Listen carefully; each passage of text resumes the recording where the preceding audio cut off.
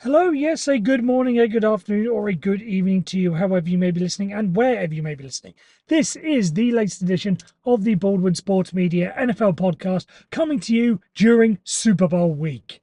Yes, the final game of the season is upon us. Whether or not you see that as a good thing or a bad thing, maybe depending on whether or not you're supporting one of the teams involved. Maybe you're happy that maybe you support the Broncos and you're happy that maybe there's a chance the Chiefs will lose, or you support the Cowboys and there's a chance the Eagles will lose. Maybe you're happy about that. Maybe you're sad that is the end of the season and we've only got one more game left and you're looking forward to the void of the offseason. I don't know how you wish to approach it, but I'm looking forward to it. I will be going through my official predictions and everything towards the end of the show.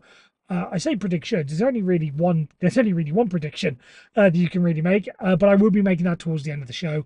But before we do that, we need to get into all the rest of the show, and that starts off with me doing the admin, which is as simple as saying thank you very much for listening. If you are new, don't forget you can like and subscribe on whatever podcast platform you're listening to us on.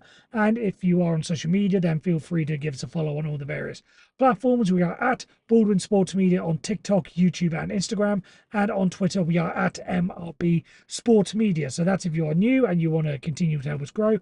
And on the subject of continuing to help us grow, if you are a regular listener, then as always, thank you very much for making us a continual part of your week. Right, we need to get on with the show. And as I said, there's plenty of Super Bowl talk, but we need to talk about the off the field stuff that happened first. And there's one big story, obviously, that came out over the past couple of days. And there's news that Myles Garrett, defensive end for the Cleveland Browns, one of the best players in the league. I sort of feel like I have to say it every time because I am a Pittsburgh Steelers fan, but I am appreciative of his talents. I just think that there is some level of hype that he doesn't quite deserve, if you would. But he is an incredible player. We're not disputing that, but he has said that he wants to be traded from the Cleveland Browns. Now, there are a few facets to this. I suppose the first bit we need to go on is that apparently, the reports coming out of the past couple of days is that the Browns are staying put with their beliefs and their mantra that's been going on for the past couple of weeks and months, that they do not want to trade Myles Garrett. That was, they're not going to entertain the offers. But with this now coming out in the open, that Myles Garrett wants a trade, maybe that is going to have to, force their hand for them. Now, there are a couple of, interesting facets that need to go into this. Obviously, one of the big ones is the Cleveland Browns cap situation. They are, according to most recent projections, I've got this from the 33rd team, they are projected to have negative $30.2 million heading into next season. Now, a large part of that is down to the Deshaun Watson deal, and you imagine there may be some finagling to get rid of that. But the talk is that, I know various reports are that Myles Garrett is going to carry a $19.7 million cap hit next season. So you would think that, as much as they don't want to, the Myles Garrett is going to be, that clears out, two-thirds of the negative salary cap space they have for next year. That does give him, a good chance to rebuild fresh, as it were. But that does obviously mean they're going to be doing it without one of the best players in the NFL. And I've seen some of the, talking points from some of the shows they've been going on. And Dan Orlovsky said it right. This does have the chance to go really, really bad for the Browns. They have wasted so much time and talent, of so many decent players, as a large part of the Deshaun Watson deal, and Myles Garrett is one of them. On any other team, you figured he'd be a key part, and he'd be winning more playoff games than he has, and being a key part of it. But with the Deshaun Watson deal and how that has hamstrung them, not being able to get a good roughly team around them, so it's cost him, the prime of his career. So the Browns do have to sort of work on that and whether or not they're willing to reset, because this is going to have to be a reset. There is no way that you can lose, make these big changes when it comes to salary cap and then, lose a big player and not have to effectively go into a total reset. That probably does mean, losing to Deshaun Watson as well. So the Cleveland Browns, for as much noise as they've made in the past couple of years, won a playoff game against the Steelers and have been, challengers, at least on paper, for the AFC North title. This is going to set the Cleveland Browns back a couple of years, you would have to think. Now, obviously, this makes me very happy as a Pittsburgh Steelers fans, but looking at it, with a level of objectivity and neutrality, if I were to take that away from it, it is a it is a bad sign. The Cleveland Browns are a team that could excite people. There's a good story behind there. Similar to the Detroit Lions. All these years of losing, and if they can finally get their way back to winning ways, then it's a good story for the people of the NFL. But for the Cleveland Browns, this is just another example of you have to get everything right in the NFL. And if one thing goes wrong, then it completely scuppers your franchise. Would Myles Garrett be in this mindset if the Browns had some decent plan when it comes to when it came to the quarterback spot? If you know I'm just gonna spitball something here. But if Jaden Daniels was their quarterback and he'd put up the performances that he did for Washington this year. Now the Browns didn't make the playoffs, but they finished 7-10, 8-9 or whatever. But they looked promising and Jaden Daniels looked promising. Then Myles Garrett probably stays because he thinks, okay, this is a team that has a future. This is a good quarterback. We can win with this. But Deshaun Watson has completely scuppered this whole thing for the Cleveland Browns, and now it's going to cost them a huge part of their franchise. So it just goes to show that as much as you may think that the Cleveland Browns maybe turn their things around, they will always be the Browns. And it just goes to show just how much work needs to go into get a stable, functioning franchise in the NFL. And what happens if you don't get that? You end up losing a key player like this. So yeah, Myles Garrett set to leave the Cleveland Browns. Where he's going to land up, I don't know exactly, but there's going to be plenty of teams going after him. In fact, I think it was Mina Kimes that put it on Twitter today. She was drawing up a list of teams that would want Myles Garrett. And she said it would just be quicker to draw up a list of teams that would not want Myles Garrett. He's going to be very in demand, and whoever lands him are going to be very, very lucky indeed. You just have to hope that he doesn't bring the losing culture of the Browns with him when he does. Right, that's the big off-field news, and I wanted to save this. This is a segment that I've been basically holding back for a couple of weeks, but I figured I may as well bring it out now. It's the end of the season, and there's not really a lot much more to go on, and obviously tying in with the NFL honors that is going on Thursday night, so maybe 2 days away, maybe tomorrow, maybe tonight, depending on when you're listening to this. But I'm going to go back and I'm going to go through my early season predictions. So these were the predictions I made at the start of the season, and let's just see how much I got right, how much I got wrong, and there were some things I got incredibly wrong. And then I'll go through the divisions and where I thought teams were going to land, and then I'll go through the NFL honors and go through that as well. So let's start with the same order as I did it last at the start of the season, rather. So I'll go division by division, AFC and then NFC, and I'll go north, south, east, west when I'm doing it. So AFC North, I had the Ravens finishing first, the Browns second, the Steelers third, and the Bengals fourth. Now, obviously, the Ravens won the division. I got that right. I was probably a little bit too high on the Browns. I generally thought that Deshaun Watson was going to be not necessarily the quarterback that he was in Houston, but at least some way towards that. So I figured that situation would sort itself out. Obviously, it didn't. So the Browns faded away as a result. Steelers coming in third. I just wasn't confident with the quarterback situation and how that was going to work itself out. But luckily, I say luckily it did. It's still the biggest problem going into this offseason, but didn't hold us back that much. We finished second. And then I had the Bengals as fourth. Again, I think I said it. I had these were all good teams in my eyes. I figured, the Bengals are going to finish fourth, but I figured they may finish, similar to where they did, around 8, 9, 9 and 8, around that. It was going to be a good division. So Bengals finishing fourth, not necessarily a slant on them. They just happened to be the fourth best team. At least that's what I thought. But obviously they went and finished third. In the AFC South, I went for the Texans, the Jaguars, the Colts, and the Titans in that order. The Texans was a bit of a no-brainer. I felt that the AFC South was not a very strong division, and that proved out to be. Obviously got the Titans right. I figured they were in the mix for the number one pick, and lo and behold, look where they are. So I got that right. Jaguars and Colts, it was always going to be a bit of a toss. I didn't really feel confident about either of them. Again, I just felt there's too many issues and tweaks to sort out with them. For the Colts, it was the health of Anthony Richardson. I feel like he does have a future in the NFL, but he's got to get rid of that injury problem. And a full year of development. We'll wait and see what he can do. But we'll just have to wait and see on that. In the AFC East, I went for the Dolphins to win. The Bills were second, the Jets were third, and the Patriots were fourth. I had more faith in the Dolphins' offense as a whole. Obviously, the Tua Tagovailoa injury held out, and I felt that with the additions the Dolphins have made, they really would challenge the Buffalo Bills for that division crown. Obviously, that didn't happen. Bills coming in second, again, it's an easy mistake to make. Then the Jets coming in third, and the Patriots coming in fourth. Yeah, I think I probably had the Jets with a bit of a stronger record, but I knew the Patriots were going to be in a rebuilding season. I didn't expect them to fire Jared Mayo, but I did expect this to be a bit of a struggle for them, so that's why I went for them to finish fourth. At least I got that right. And now we go to one division that at least I did get 100% right. Because I did go for the Chiefs first, the Chargers second, the Broncos third, and the Raiders fourth in the AFC West. Um, the start with the top and the bottom. Chiefs, obviously, again, an easy pick to make. The Raiders, as I said in the prediction, I knew that Antonio Pierce was not going to be the man for them. I get what they were sort of trying to do, maybe recreate the Dan Campbell mystique in Detroit and go for a motivator and a rah rah guy.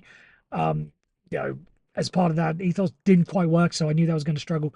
In the end, I will admit I underestimated the Broncos. I didn't think they were going to be 10-7. I do like Sean Payton as a head coach, but I didn't think he'd be able to do that well, especially with a rookie quarterback in Bo Nix. But the Chargers, I knew at least were going to be good challenges. I knew that Jim Harbaugh was going to come in and make an instant impact, and he did. So I was always going to be I was always happy with the Chargers finishing second.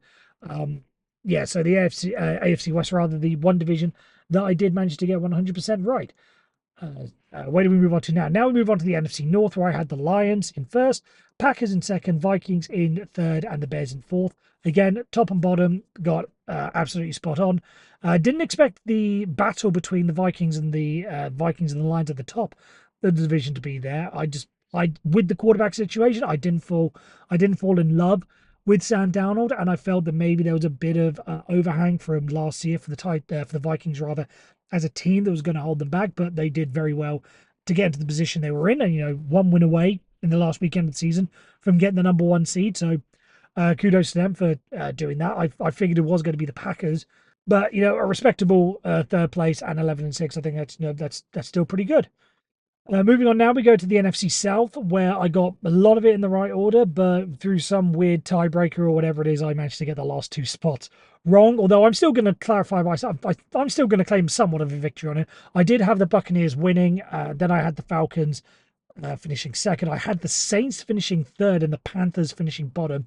And I think I had the Panthers finishing probably the worst record in the league. So good on them for at least getting 5 wins and showing some progress in a sense. What happened to the Saints? Obviously, there may be documentaries written about that one, how they managed to no possible Super Bowl contenders after the first couple of weeks and then finishing at 5-12. And at least I'm going on Google, so I have no idea if this is the correct standings, but they're tied at the bottom of the division with the Panthers.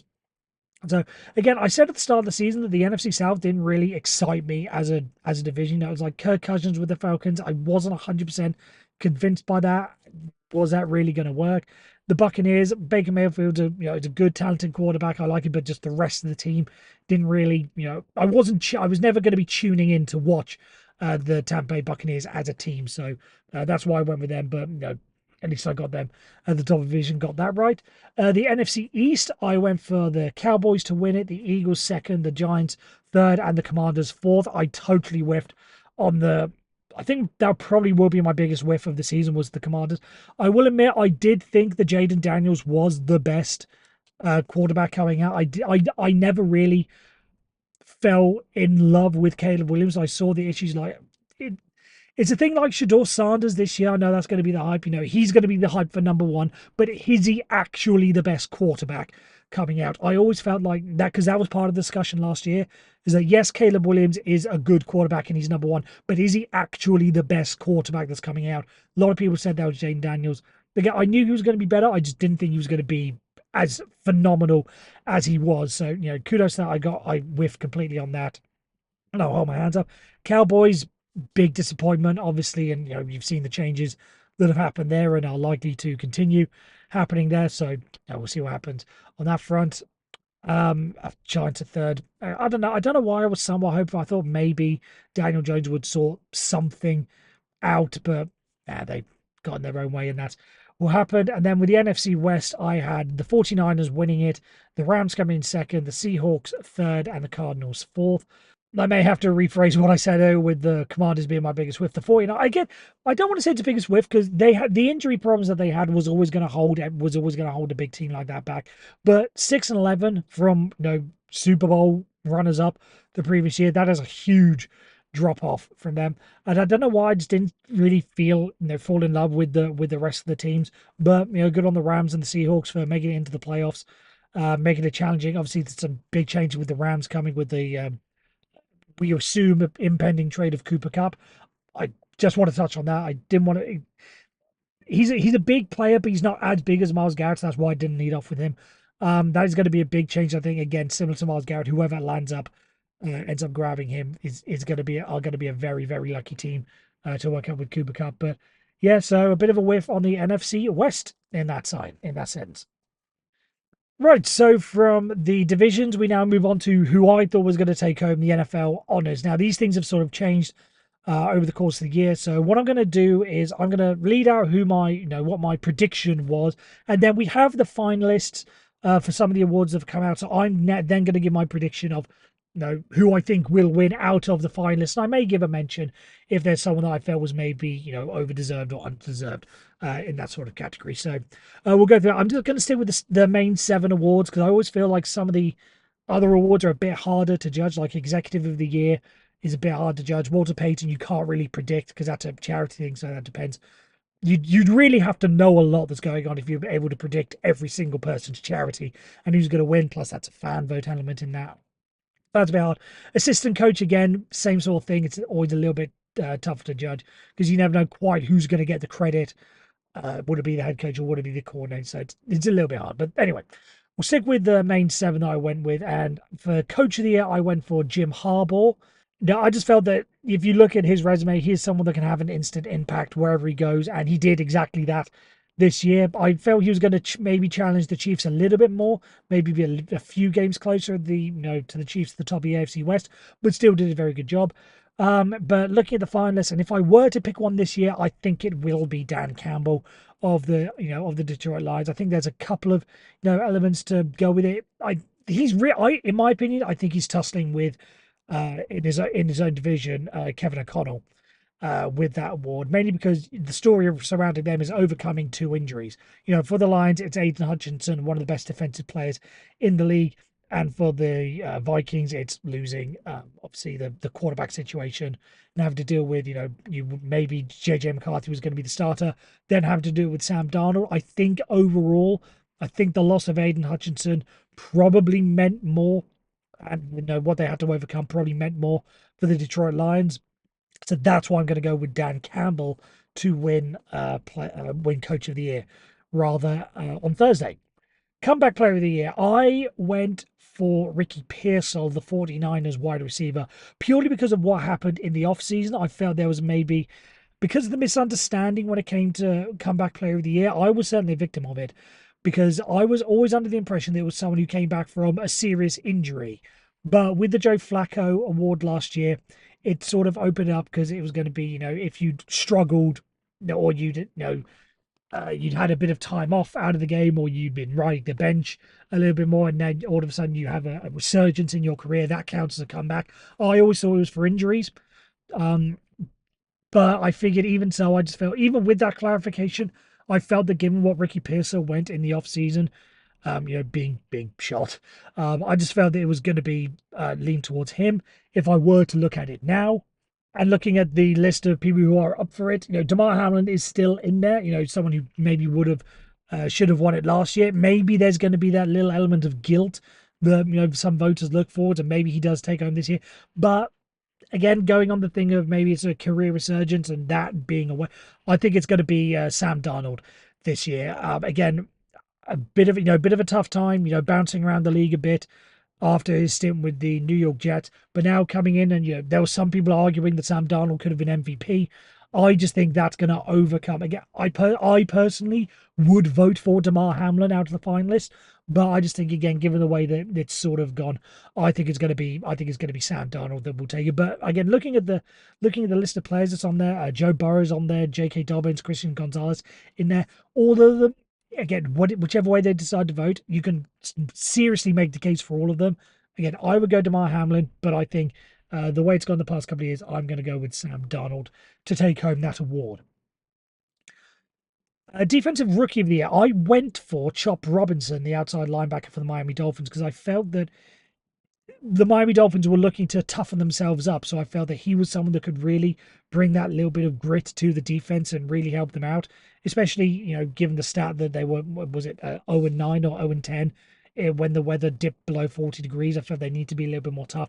I felt he was going to bring that to them, and he had a very good year.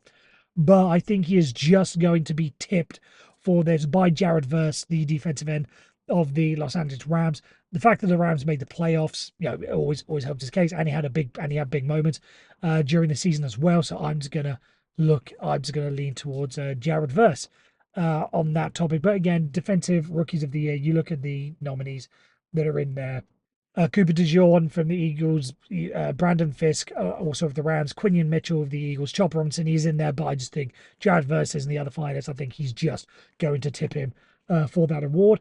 Offensive Rookie of the Year, I did wait, even though my sort of discussion from earlier, I knew that Jaden Daniels was the better quarterback, but I just felt, like, again, I've sort of talked about this before with awards. It's the story that goes along with it. That's why I felt that Myles Garrett won the awards. I felt like, maybe people were tired of TJ Watt and Nick Bosa and everything. So now it's Myles Garrett's turn, as it were. So going along lines of, of a story, I felt there was going to be Caleb Williams after the impact that he would make. But I think this one's pretty obvious. It's going to be Jaden Daniels. I don't think there can really be any argument about that one. Like, if I was maybe giving my vote, I would be sorely tempted to offer it to Brock Bowers of the Raiders. Who's the other guys in there? Malik Neighbors, the wide receiver of the Giants, Bo Nix, the Broncos quarterback, and Brian Thomas Jr., the Jaguars wide receiver. Again, all have very compelling cases.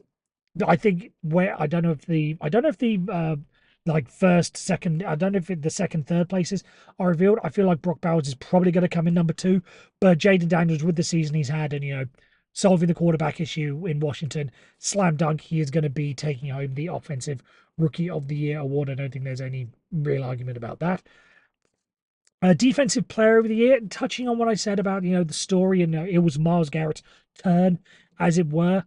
I at the start of the season I went for Micah Parsons of the Dallas Cowboys again. I just felt it's one of these things. It's going to be his turn, and with it being a contract year for him, he's going to really want to show out and really get as much as he can production wise out of it, so he can go to the Cowboys and say, "This is what I can bring. This is what I deserve." Yada yada yada.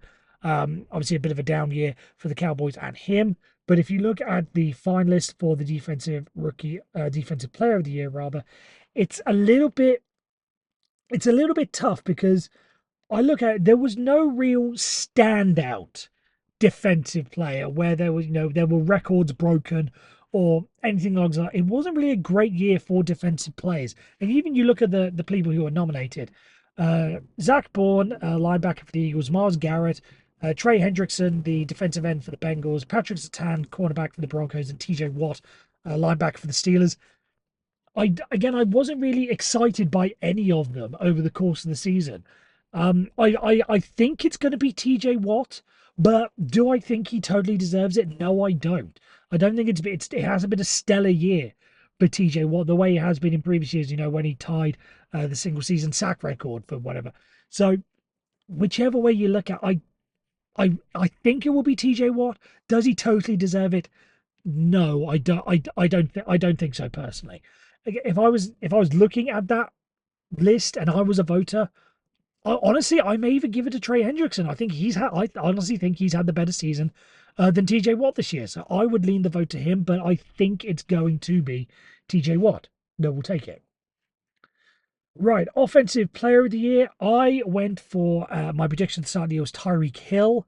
I just felt that the connection he had with Tua Tagovailoa was going to really explode them, especially if they were to make the challenge towards the top of the AFC East or maybe even the top of the AFC. I felt that would really be good for his case. Obviously, struggling year for them, but if we are to go along the lines that, again, I've mentioned this before, and I mentioned this in the predictions, that MVP is best quarterback, and then offensive player just goes to whoever else.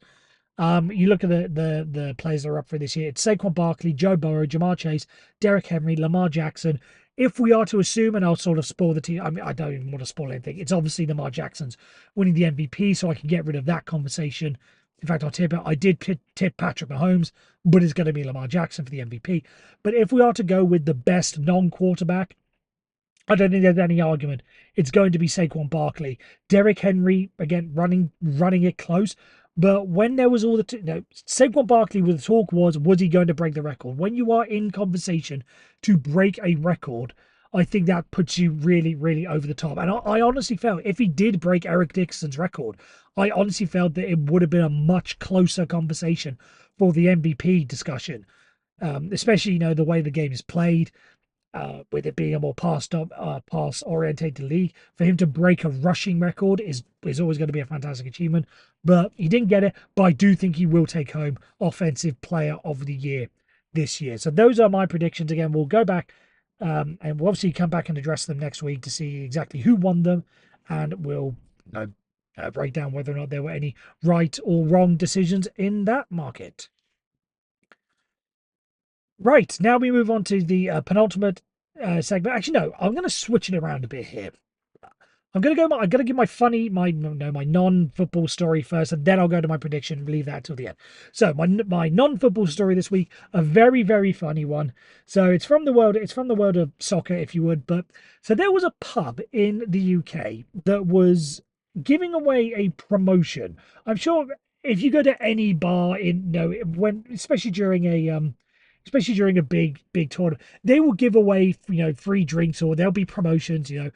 Yeah, every 3-pointer will give away, there's a 50 cents off beer or something during the NBA finals. I'm sure you've all seen some form of promotion.